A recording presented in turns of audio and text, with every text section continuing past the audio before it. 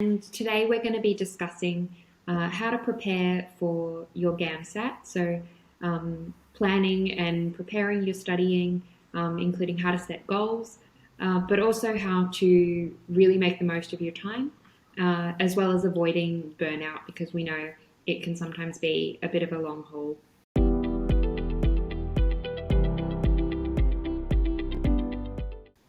So hopefully you get some good tips and tricks out of today.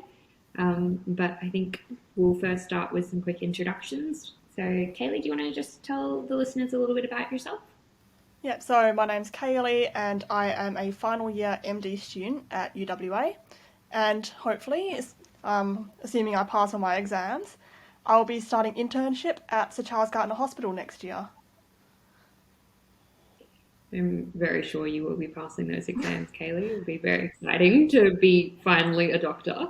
My name is Sienna. I'm currently a third year medical student at the University of Sydney, and I did my undergrad at University of Sydney as well. And I am currently a humanities tutor with GradReady. So we're going to discuss planning. So as we all know from all of our practice essays we've done, planning is really the key to success when it comes to any academic endeavour, including GAMSAT. And I think we kind of want to break it up into three core considerations when we're planning. Those are, first of all, determining your strengths and weaknesses, and then assessing the amount of time you have available until the GAMSAT exam, and then also figuring out what resources you have available. And I think once we've got those three things set in our minds, it makes it a lot easier to be really realistic about what kind of preparation you can get done, taking all of those into account. So why don't you start us off? What are what's the importance of strengths and weaknesses, and figuring those out before you start your GAMSAT prep, do you think, Kaylee? Yeah, so I think it's really important to figure out your strengths and weaknesses so that you can figure out where you need to spend most of your time. Because I suppose, like, if you're equally good at everything, then you'd be able to just spend an equal amount of time at everything. But for most people, we've got some things we're better at and some things that we're not so good at. And so we might need to spend less time on the things that we're good at so that we can spend that extra time at the things we're not so good at. So it's important to know what you're good at and not so good at so that you can figure out what you might need to spend more time on, what you might need to put more resources in, and where you might need to get some extra help in if it's something that you're not good at and you have no idea how you're going to get better at it. Yeah, I think that's definitely true. I know when I was prepping for GAMSAT, I've always been stronger in the humanities, ever since high school. And I definitely neglected the sciences because I just wanted to do the stuff I was good at. It felt much better to study and be like getting all these questions right. And I'd be like, yeah, I'm doing great. And then I'd go and do the science questions and I'd be like, oh, whoops. So I think there's definitely the temptation to sometimes be overly focused on what you're good at. But as you said, it is really important to probably spend more time on your weaknesses, because that's where there's more room for improvement. Like physics was always one of my biggest weaknesses when it came to the GAMSAT and uni physics. It was the course that I got closest to failing during undergrad. And even to like, you think these things aren't going to matter once you get into medicine, but I was literally asked by an anaesthetist today what a transducer was. And I was like, oh my God, I don't remember anything from like electrical physics sort of stuff. And I was just sitting there like, I don't know. And it was very awkward. So, these things aren't just for GAMSAT. They do come in handy, whether that be on the wards or, in your med school exams. So, it is important to sort of have that good, you want a bit of breadth across all of the subjects as well as a bit of depth too. So like I said, like I knew what I was good at based on high school, but you might want to think back. You might not have to look back that far. You might just have to think about like what you if say you're doing an undergrad degree at uni, what your really strong suits are there, or what sort of things you're better at. Say you usually do better in your essays rather than your multiple choice questions or calculations, then you know that the humanities section 1 and 2 are more likely to be your strong suits, versus maybe for students who love their math subjects, and algebra is really a strong suit for them, then that's going to come really in handy for the science sections. But what if you maybe haven't been at uni in a while, or high school is even further away? How else could people maybe come up with some of those ideas on where their strengths and weaknesses lie? Well, I think the easiest way is if you've sat GAMSAT previously, obviously. Um, That's definitely.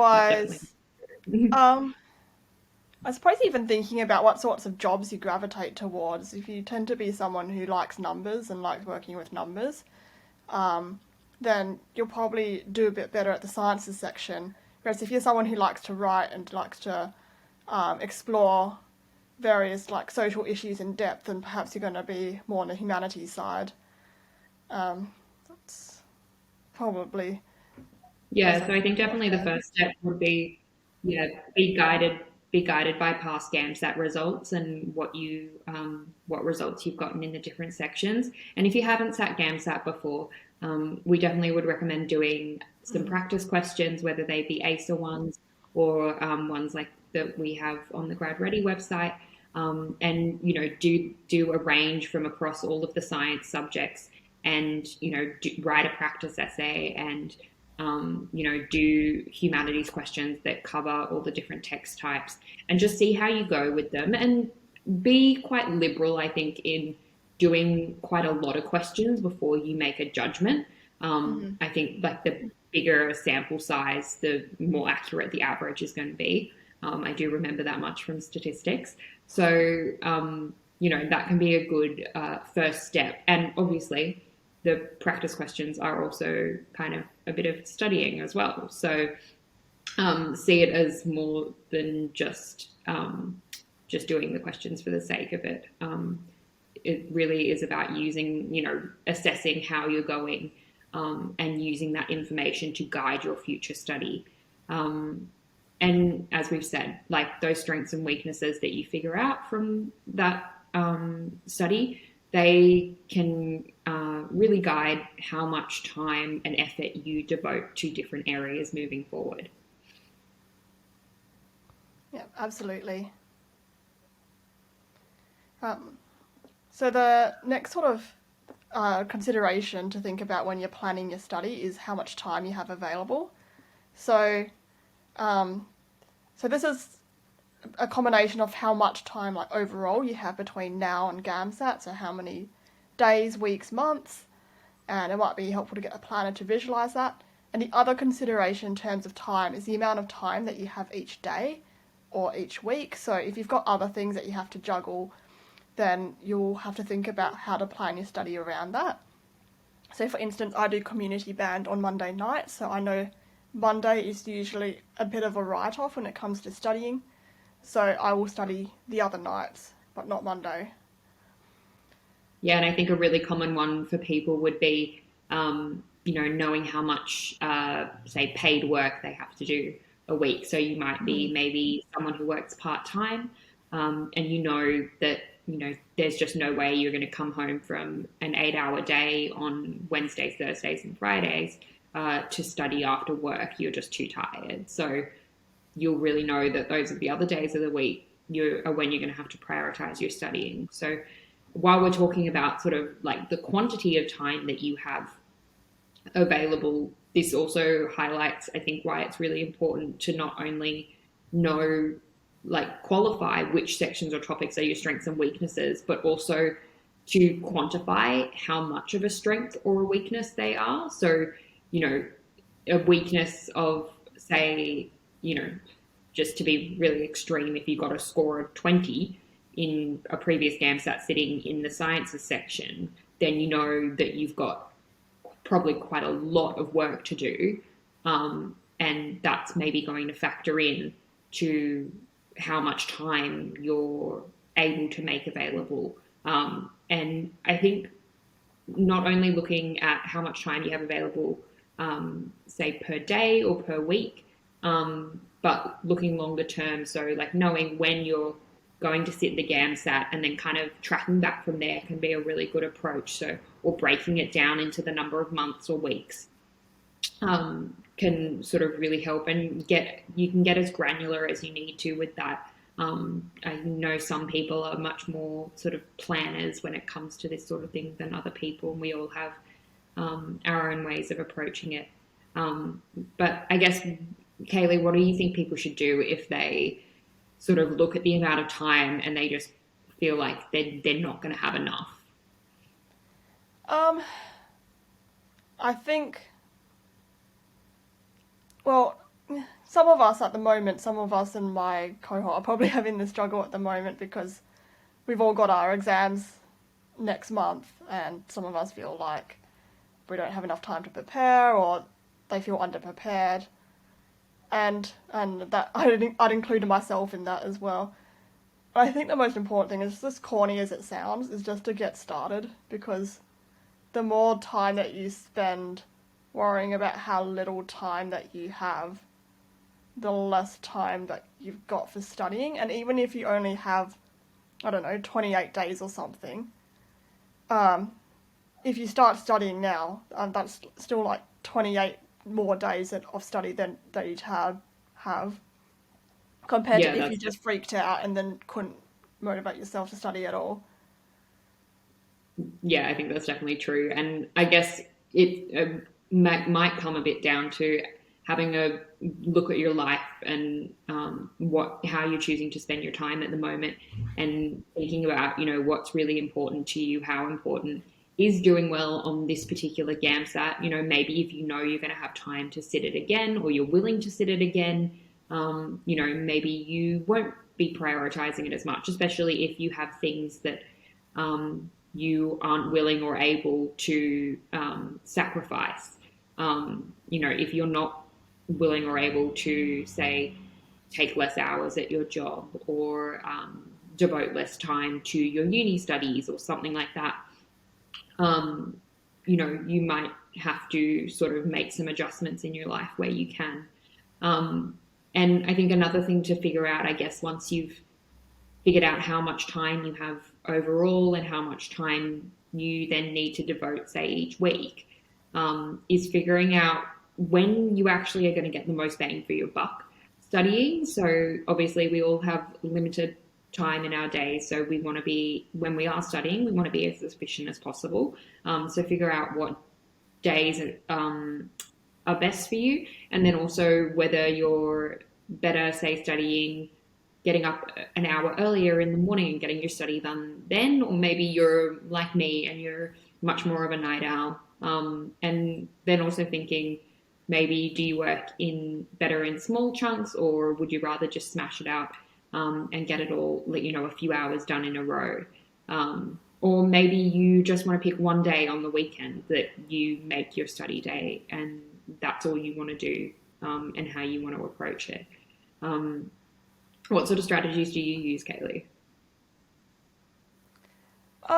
It depends, because there's sometimes when I find it difficult to get started, but once I get started, I can go for a long time without really needing to stop. And then sometimes I need to just study in short bursts. So it depends. So I do change up my study strategies every so often. I'm clearly not one of Yeah, those I think people most who people are plans my like entire that. I study think, schedule months in advance. no, me neither. But I definitely, I know some people love like the Pomodoro method, and you can make like Yeah. a little adjustments to that from like the classic, um, you know, 25 minutes on, or 50 minutes on and 10 minutes off. If people don't know about the Pomodoro method, look it up, because I know a lot of people find it really helpful. And I've definitely found that when I've just finished, I've had a week off uni, and now that I've come back to it, I'm finding like I'm really not able to study for huge chunks of time. I've just kind of almost gotten a bit out of practice with it. Whereas like the week before my exams, I can study for 3 hours with no breaks, and that feels okay. Whereas like I could not do that right now. So it is a little bit about knowing yourself and reflecting on maybe how you've studied for other big exams in the past, or if you've done GAMSAT before, what worked for you previously, but also considering, maybe how things didn't work and how you can do things differently. So what about resources? Should we be using all of our own resources, or is there enough stuff out there for people to be finding, getting some help, I guess? I guess like for everyone is to think about what study resources you already have or can easily get access to. That's fair. Because I mean the GAMSAT exam itself is like $500, so if you can save money around it, um, that's great. So think about what you've already got and if you've got any friends who've already sat the GAMSAT and aren't going to sit it again, they might have their own resources as well that they can just give to you, and they might have their own ideas about what they think are good resources, and they might also know Yeah, people. that's true. Even if they can't. Yeah, I was going to say, even if they can't give you, say, a textbook or anything like that, maybe they can just give you some tips, using sort of more those like sort of soft resources, I guess, as well. Yeah, and if you have friends who are currently studying for the GAMSAT as well, they might be able to help you with group study or marking essays and things. So friends can be your own human resource. Yeah, I think group study, I definitely remember doing some group study when I was sitting the GAMSAT, and it was so interesting seeing how people's study approaches differed. And I think also seeing like there would a lot of the time when one of us was struggling with a question, it was actually something that the one of someone else found really easy, and then we were able to explain things to each other. That happened a lot more often than you would think. Obviously occasionally there are those questions that just kind of stump everyone, but you really can learn a lot through having to teach other people, I think. Mm. And being able to And what study in about a if group people think is they need a sort of useful like skill as well. more, yeah. So I was just saying, studying in a group is a very useful skill on its own Sorry, as I was going well. to say, what Because if you what I was thinking of like in med yeah, school, it is. studying for like OSCEs and Definitely practical you need. things.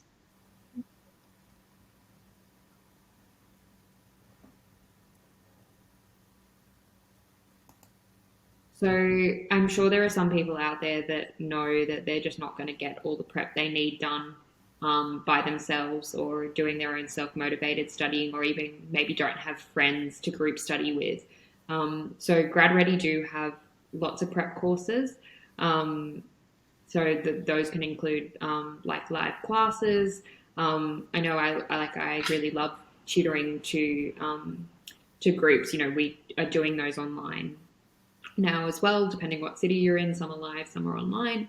But even if you don't want to or feel like you need a class, there are things like MCQ banks, and essay markers and all that sort of thing. So it really does just depend on how much, money and sort of what you particularly, feel like you need, what resources you think would be most valuable to you. So really encourage people to go and have a look and, do browse around and see what is out there, and think about how it might help you, in your particular study goals. So when you're thinking about all these things, as we've sort of mentioned, it is really important to think about whether you want to sit the exam, just the once and completely ace it, or whether you do think you're going to be able to sit it more than once, because that will impact how much time, money, energy, all of those things you're willing to devote to preparing, for this particular upcoming sitting. But I think that about wraps up all the planning. I know you said you're not, much of a planning sort of person, Kaylee, so you might like this next section a bit more, where we get into the actual prep and studying. What sort of tips do you have for people to start us off there? Yeah, so the thing about studying is that make sure that you're using effective study techniques to maximize your efficiency. It's the old, study smarter, not harder. So there's been research that shows that using passive study techniques where you don't really need to engage with the material, such as underlining and highlighting, tend not to be great for helping you remember the material later on. You need to use study techniques that force you to remember the material in order to remember it. So active recall, active study techniques, such as using flashcards as spaced repetition, writing notes or diagrams or equations for memory, summarising, techniques that require you to actively engage with the material and do something more than just this, like making lines and highlights with your markers. Yeah, I did psychology as one of my undergrad majors, and this was a huge part of like the sort of cognitive psychology that we did. We learned a lot about how much evidence there is out there that says it really is only that sort of active studying that is really effective. So I encourage people to go and have a look at some of the research out there around these sort of things, and the evidence to support different studying techniques. Obviously, you have to change it a little bit to what suits you. Not everyone can do flashcards, but you'll find a study technique that does work for you eventually. And for humanities, I can definitely recommend as well. Even though it is a little bit passive, sometimes you can make it more active, but trying, if you are going to engage in passive learning, say listening to podcasts or consuming information in your daily life, try to do that during times when you physically can't be doing more active studying. So maybe while you're commuting, if it's a bit hard to be studying, say on the bus, or while you're maybe walking to uni, or cleaning the house. I know that's when I listen to lots of podcasts, and I do find I retain a lot of information, and it's a really good way to hear lots of different opinions, and I find that can be really helpful, and that can really be sources of sort of information and examples for your essays, especially if you then sort of sit down maybe later in that day and sort of categorize some of the information that you've maybe learned that day into different topics. Maybe, you might have one under like politics or entertainment and pop culture or things like that. If you can sort of start thinking about how you would use that information in, say, an essay. But I think really, and this comes back to being a form of active studying again, the most important practice and study you can do for the GAMSAT is doing practice questions that do really mimic the GAMSAT questions. And that's really going to be a way that's going to get you to recall that information and see if you really do understand it in a way that is going to mean that you do well in the test. So what resources did you use as study questions for GAMSAT, Kaylee?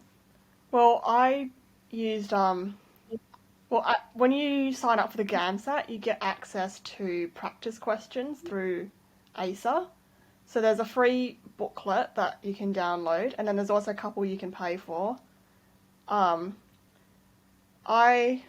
personally didn't, because I was like, I've already given them $500 of my money. I'm not giving them any more. But they are considered to be the gold standard because they are written by ACER themselves. Yeah, I would really recommend, I think for when it comes to commercial MCQ banks, GradReady have a really massive MCQ bank. I know, like, I'm involved in sort of reviewing a lot of those questions. We really try and keep them to a really high quality, so they do mimic those ACER questions as well as possible.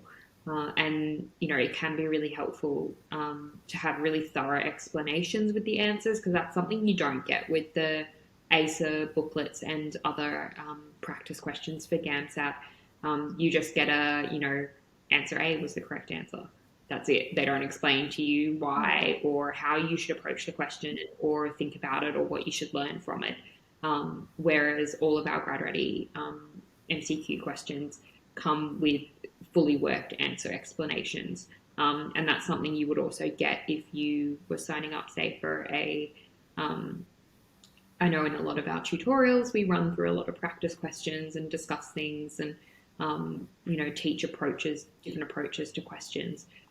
Because I think I actually put that as one of my big strengths in the GAMSAT personally was having good approaches and sort of like a cognitive structure to fall back on when I was approaching MCQ questions.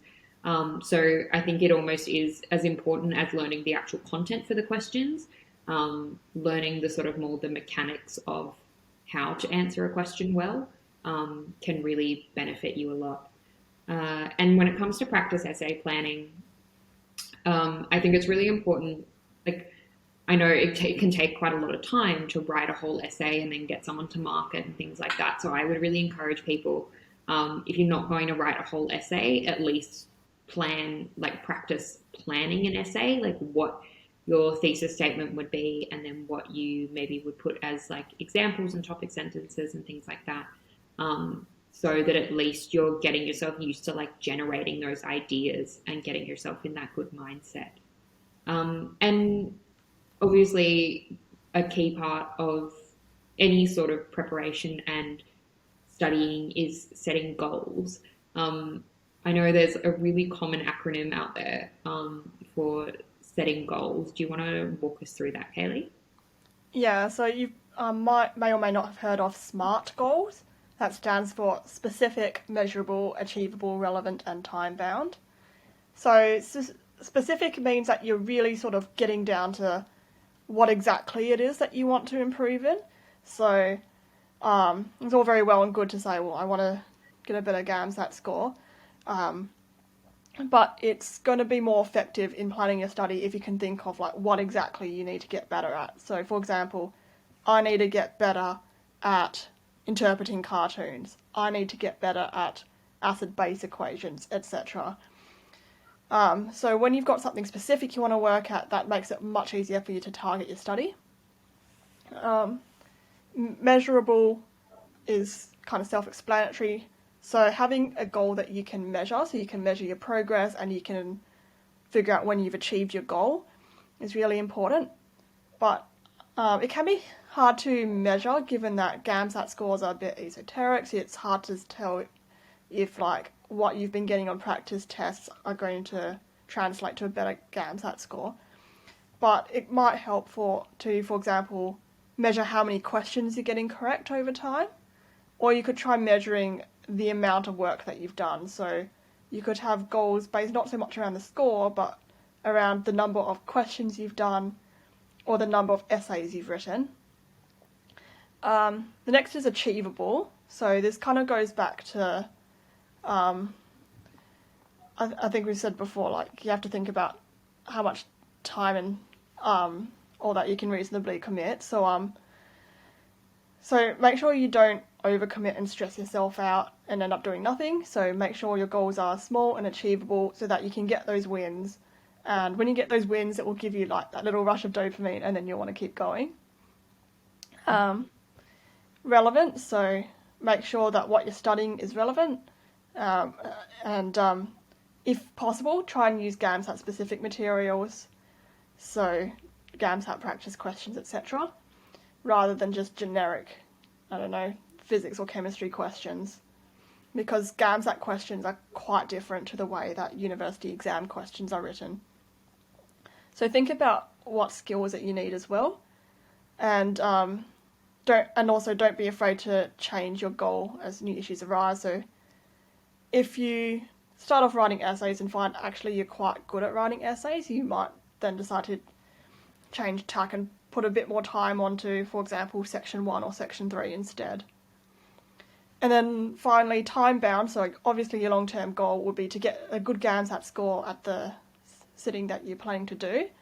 But that can be far off in the future depending on when you start studying. So it's good to have some short and medium-term goals to remain focused. And also, if you meet those goals, then it helps you to feel good about yourself as well. So one example could be, I'm going to write 3 practice essays per week for the next 4 weeks. So that's really specific. It's saying I'm going to write practice essays. It's measurable because you're doing 3 per week. It's depending on how busy you are and how much time you have, may not be achievable. It's quite relevant because you'll have to write essays in the GAMSAT, and then you've got the time frame of 4 weeks. So is there anything else you want to add to that, Sienna? No, I think that's actually a really great example, because I know sometimes people struggle to think like what parts of the goal, align to each of those sort of key factors. So that's a really good way to sort of walk us through that. Thank you. And I think another really important goal that brings us to topic 3 is you should build it into your goals, that you are wanting to avoid burnout, because I know for a lot of people there's quite a long lead up between deciding you want to do GAMSAT or signing up for it and the time when you actually sit the exam. So you should definitely build into your study plan how you're going to avoid burnout. That comes back to the sort of achievable and time bound, making really setting some limits for yourself, so that you aren't burning out too early or coming to that exam day and just being like so over it. So it is a long game, and as we've said, a lot of people are juggling it with other commitments, so it's easy to become overwhelmed. And I think people should know that it's totally normal. I think everyone approaches that sort of feeling at least at some point, especially if maybe this isn't your first time sitting it. Whether it be your second or your 10th, it's really normal to feel burnt out.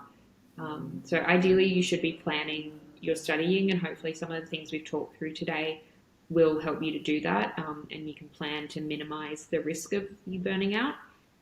But it's always a bit hard to tell, what amount of studying is going to end up being too much for you.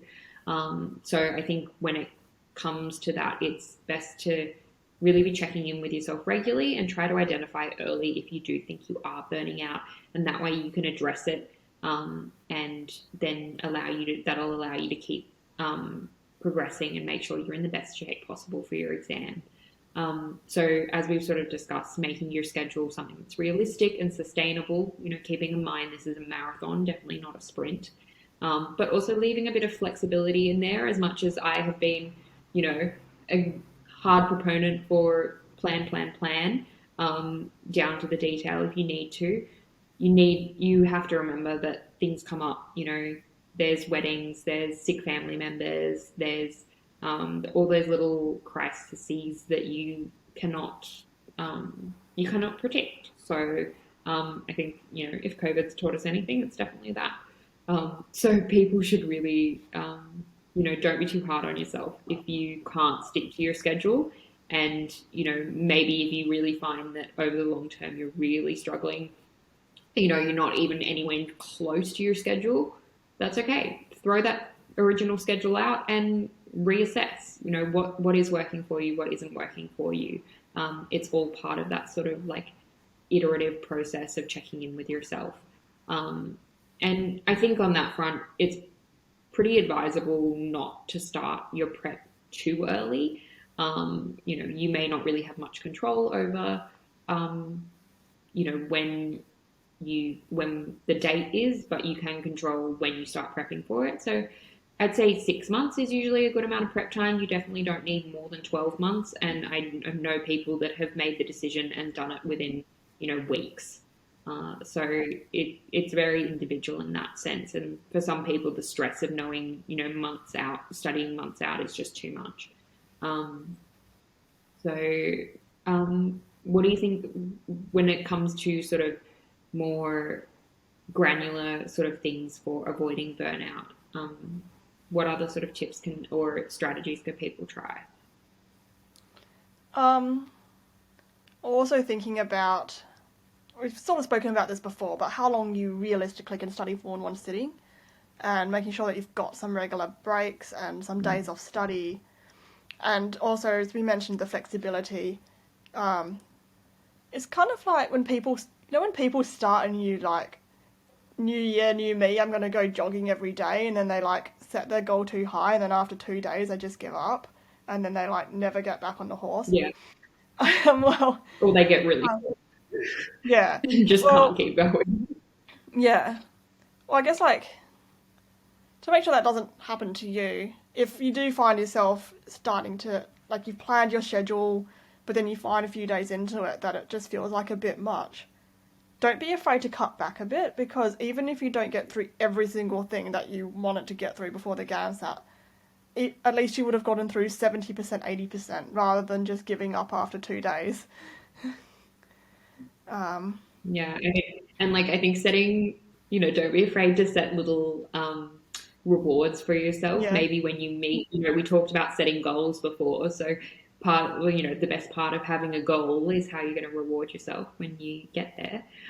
So I think setting like regular sort of little, maybe short, medium, and long term um, sort of rewards to keep you motivated, whatever it takes for you personally. They could be self-care activities or experiences, or maybe, if you've got the money, like a little bit of a gift for yourself. I know, like after each of my med school exams, I always make sure to treat myself to something that I've like had my eye on for a while and I've been putting off buying. And I make sure also, and I feel like this is kind of important as well, is that like if you are going to do that, I don't make it contingent on, doing well in the exam. Like I don't have to reach a certain mark. Like I usually go out and buy this thing literally the day of the exam, just as like a reward to myself for like, I know I've just done the best job that I can do on that exam, and whatever result comes of it will come of it. Um, and I find that is kind of a good reminder to myself that it's not all about the numbers sometimes. So I think it's a really good idea, especially if you have friends that you're sitting GAMSAT with as well, to have something planned for the after the GAMSAT or the evening of the GAMSAT, or maybe the day after if you're a bit too tired on the actual day. But also if you don't have friends sitting the GAMSAT, or you're just more of an introvert, maybe even just lying on the couch eating ice cream and watching Friends, or whatever sort of feels luxurious and relaxing to you, to reward yourself. I think that's a really important thing to make sure you do.